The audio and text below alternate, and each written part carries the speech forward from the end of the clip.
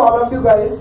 Last class में हम लोगों ने जो डिसोल्यूशन ऑफ पार्टनरशिप फर्म है उसकी जर्नल एंट्री के बारे में बेसिक सीखा था। तो हम लोगों ने बेसिक पूरा डिस्कस कर लिया था उसमें। आज हम लोग उसमें बच्चों क्वेश्चन करने वाले हैं, क्योंकि आप क्वेश्चंस करेंगे तो डाउट आएगा, तो आप लोगों का जो लैंग्वेज वाला इश्यू है, ठीक है, बेसिक से आपको पता चल गया कि हमारी जर्नल एंट्री क्या पास होने वाली है। बट बेसिकली हम लोगों को अभी लैंग्वेज भी डील करने की, किस लैंग्वेज में किस तरीके से पूछता है, वो सारी चीजें भी हमें डील करनी है बच्चों, ठीक है ना। तो अब हम लोग आज से बच्चों उसी के लैंग्वेज की एग्जामिनर क्वेश्चन में किस तरीके के लैंग्वेज देके हमसे क्वेश्चन में पूछता है कि जर्नल एंट्री पास करना है, हम लोग वो सीखने वाले हैं। तो आप लोग रेडी हो जाइए। मैं बात कर रहा हूं पेज नंबर, ओपन करिए पेज नंबर 8.49। हाँ जी 8.49, और मैं आप लोगों को क्वेश्चन कराऊंगा बच्चों। सबसे पहले 8.49 पे जो क्वेश्चन नंबर है 7, तो आप लोग क्वेश्चन नंबर 7 देखेंगे, ठीक है। Question number 7 page number 8.49। तो मैं डिस्कस करने वाला हूं आप लोगों से आपके बुक का टीएस ग्रेवाल का क्वेश्चन नंबर 7 पेज नंबर जो है 8.49 पे, ठीक है। अब बात करते हैं कि सर ये क्वेश्चन हम किस तरीके से करेंगे।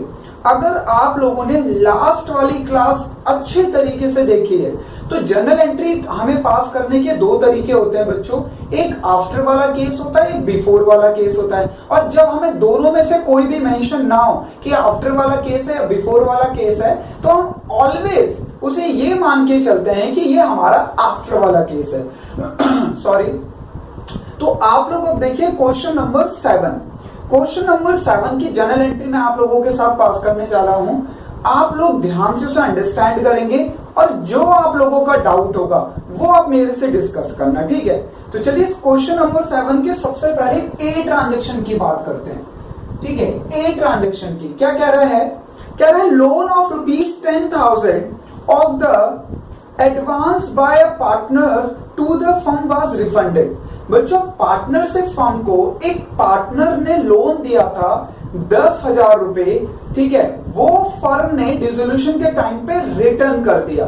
तो हमें इसकी जर्नल एंट्री करनी है। क्या है एंट्री, फिर से देख लेते हैं। कह रहा loan of ₹10,000 advance by a partner to the firm was refunded. तो हमने उसे रिफंड कर दिया है। तो चलिए इसकी जर्नल एंट्री कर लेते हैं। इसकी जर्नल एंट्री होगी बच्चों लोन टू पार्टनर,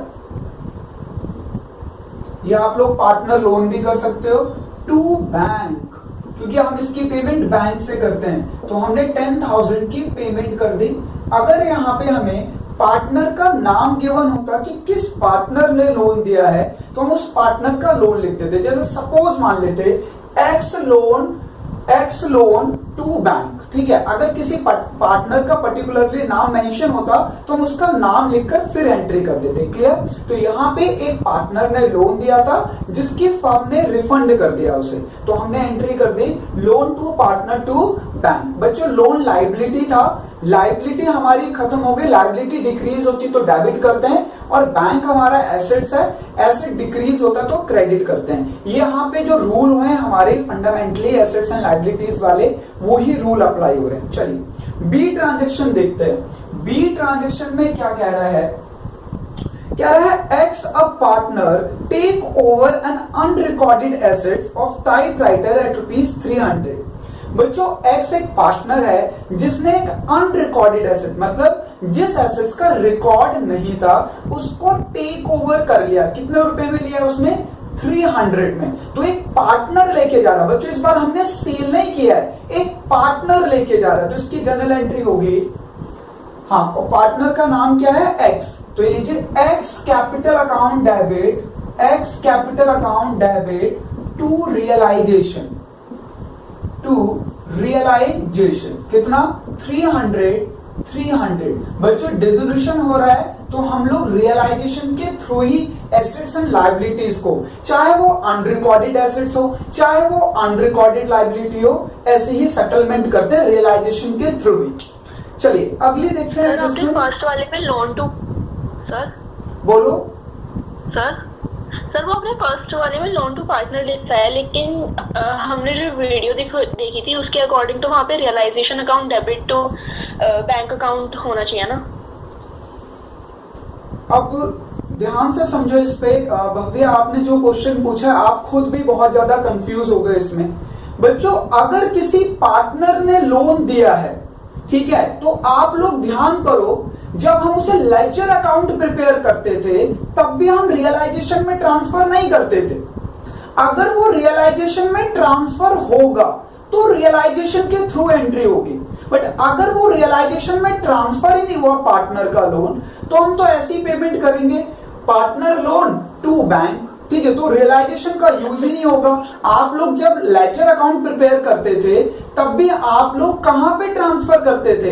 भाई मैं पार्टनर के लोन की बात कर रहा हूं, किसी और के लोन की बात नहीं कर रहा। अगर कोई और लोन होगा तो फिर उसमें हम रियलाइजेशन के थ्रू ही करेंगे, बट यहाँ पे बच्चों पार्टनर से रिलेटेड लोन है, जो पार्टनर ने फर्म को दिया है तो हम उसको डायरेक्टली बैंक से पे करते हैं, क्योंकि पार्टनर का लोन एक इंटरनल लायबिलिटी होता है और इंटरनल लायबिलिटी को हम आफ्टर ऑल पेमेंट पे करते हैं, इसलिए उसे रियलाइजेशन में ट्रांसफर नहीं किया जाता है अगर उससे रिलेटेड कोई एडजस्टमेंट नहीं है तो। ठीक है, चलिए आगे बढ़ते हैं। जहां तक लगता है मुझे भव्या का डाउट कंप्लीट हो गया होगा। भव्या क्लियर है? सब मेरा नहीं, निकिता का था। ठीक है, निकिता का डाउट क्लियर हो गया होगा, सॉरी। चलिए आगे बढ़ते हैं। अब बच्चों देखते हैं सी ट्रांजैक्शन। सी में कह रहा है कि अनडिस्ट्रीब्यूटेड बैलेंस, ब्रैकेट में लिखा हुआ डेबिट बैलेंस है, वो कह रहा है अनडिस्ट्रीब्यूटेड कुछ बैलेंस पड़ा हुआ है, बट ब्रैकेट में मेंशन कर रहा है कि डेबिट बैलेंस है किसका? प्रॉफिट एंड लॉस अकाउंट का 30,000। The firm has 3 partner X Y Z. अच्छा, तो बच्चों अब ये जो भी बैलेंस है ये प्रॉफिट एंड लॉस का है, ठीक है, तो आप लोगों को अच्छे तरीके से पता है ये डेबिट बैलेंस है, तो ये प्रॉफिट को रिप्रेजेंट करता है या लॉस को, वो आपको पता होना चाहिए। तो चलिए इसकी जनरल एंट्री करते हैं। तो इसकी जनरल एंट्री होगी X Y Z debit to profit and loss account. बच्चों प्रॉफिट एंड लॉस का डेबिट बैलेंस था ना, तो क्रेडिट करके खत्म कर दिया 30,000। ठीक है, अब क्योंकि ये लॉस को रिप्रेजेंट कर रहा है तो ये लॉस को कौन करेगा? बियर, बच्चों पार्टनर करेंगे। अब यहाँ पे रेशो मिसिंग है कि सर किस रेशो में इसे डिवाइड करेंगे, रेशो क्वेश्चन में नहीं लिखा, तो आप लोगों को पता है, हाँ बिल्कुल सही, जब रेशो गिवन नहीं होता तो आप लोगों को पता होना चाहिए कि कौन से रेशो में करता है। ये लीजिए 10,000 10,000 10,000। अब बच्चों हम लोग इक्वल रेशियो का यूज करते हैं, ठीक है। चलिए अगली एडजस्टमेंट देखते हैं। डी एडजस्टमेंट है assets of the firm realised 1,25,000। बच्चों आपने सारी की सारी फर्म की एसेट्स को 1,25,000 में सेल कर दिया, तो लीजिए डी एंट्री, हाँ जी, bank account debit to realization. बच्चों एसेट्स तो ऑलरेडी ट्रांसफर कर ही चुके हो, अब तो सेल हुई है, टू रियलाइजेशन, तो रियलाइजेशन के थ्रू हुई है। ये लीजिए 1,25,000 1,25,000। ठीक है, चलिए अगली एडजस्टमेंट देखते हैं। अगली जो एंट्री है वो है ई नंबर की। कह रहा है why who undertake to carry out the dissolution proceeding is paid ₹2,000 for the same। बच्चों वाई जो पार्टनर है, आपने सारा का सारा काम डिसोल्यूशन का, सारा का सारा काम डिसोल्यूशन का उसको दे दिया था कि भैया ये तुम्हारी रेस्पॉन्सिबिलिटी है, ये सारे एसेट्स को सेल और लायबिलिटी की पेमेंट करोगे। वाई ने क्या दिया था कि भैया इस फैसिलिटी के लिए मैं 2,000 रुपए लूंगा। कितने रुपए लूंगा बच्चों? 2,000 रुपीज। तो वाई हमारा पार्टनर है, आप उसे जो भी उसने काम किया है उसके बिहाफ पर 2,000 रुपीज पे करोगे। तो लीजिए बच्चों ई एडजस्टमेंट, हाँ जी, तो यहां पे आएगा हमारा realisation account debit, realisation account debit expense है ना बच्चों, टू किसको पे करना है हमें? वाई को। तो लीजिए वाइज कैपिटल अकाउंट, कितना अमाउंट पे करना है? 2,000। ये लीजिए, क्लियर है। चलिए अगली एडजस्टमेंट देखते हैं। हाँ जी, किसी का डाउट तो नहीं इस पे? सबको क्लियर है? हाथ खड़े कर दिया करो क्लियर है तो। चलिए आगे बढ़ते हैं। उसके उसके बाद है बच्चों हमारा एफ ट्रांजैक्शन। हाँ जी, बड़े ध्यान से देखना, एफ वाला बहुत इंपॉर्टेंट है। एफ ट्रांजैक्शन को बिल्कुल ध्यान से समझना सारे लोग। क्या कह रहा है? Correct, creditor are paid ₹28,000 in full settlement of their account of ₹30,000। बच्चों क्रेडिटर को हमें 30,000 देने हैं, बट हमने 28 पे फुल सेटलमेंट कर लिया। हमने 28,000 पे फुल सेटलमेंट कर लिया। ये लीजिए, तो हमारी एंट्री होगी realisation account debit, realisation account debit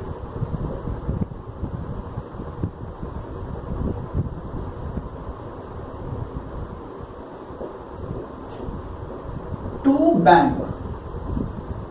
हाँ जी बच्चों, हमारा क्रेडिटर 30,000 का था, दैट मीन्स हमें उसे 30,000 रुपीज पेमेंट करने थे, बट हम लोगों ने जो सेटलमेंट किया है वो 28 पे कर दिया। तो हमारी एंट्री तो जितने हम पेमेंट कर रहे हैं वही हो गए। ये लीजिए, तो जो हमने पेमेंट करी है हम उसी की एंट्री करेंगे बस। ठीक है, सबसे पहले आप लोग इसे नोट डाउन करो, फिर मैं एक एक डाउट भी इससे आप लोगों से कंसर्न करूंगा। सबसे पहले